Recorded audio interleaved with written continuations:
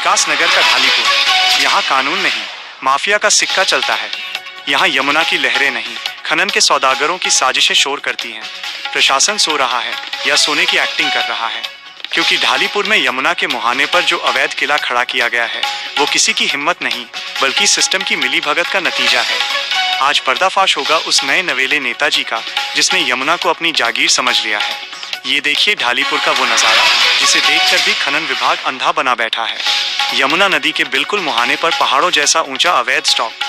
दिन के उजाले में यहाँ डंपर ऐसे भरते हैं जैसे सरकारी ठेका चल रहा हो, लेकिन हकीकत ये है कि यहाँ चोरी और सीनाजोरी का खेल सरेआम जारी है।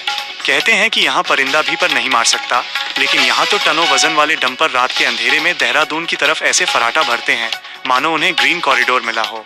बिना रॉयल्टी, बिना कागजात और बिना किसी खौफ के। आखिर कौन है वो जो इन डंपरों को अभयदान दे रहा है?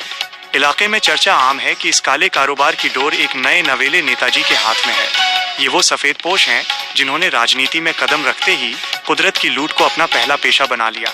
रसूख इतना कि खनन विभाग के बड़े बड़े अफसर इनके सामने पानी भरते नजर आते हैं। साठगांठ का आलम यह है कि शिकायत करने वाले की आवाज को दबा दिया जाता है या रसूख के दम पर खामोश कर दिया जाता है। क्या खनन विभाग को ये चमचमाता अवैध स्टॉक दिखाई नहीं देता, या फिर साहब की आंखों पर भी उसी चमकीले चश्मे का असर है जो नेताजी ने उन्हें पहनाया है?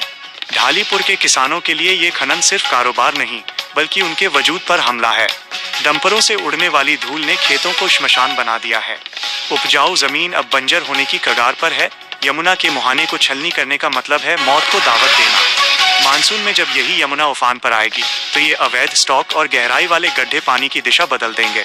तब न ये नेताजी बचाने आएंगे और न ही वो अधिकारी जो आज ऑफिस में बैठकर फाइलें दबा रहे हैं। ढालीपुर की पूरी आबादी जल समाधि लेने को मजबूर होगी। क्या सरकार को इस बात का इल्म है? ढालीपुर में यमुना नदी पर फर्जी अवैध खनन का जल्द तथ्यों के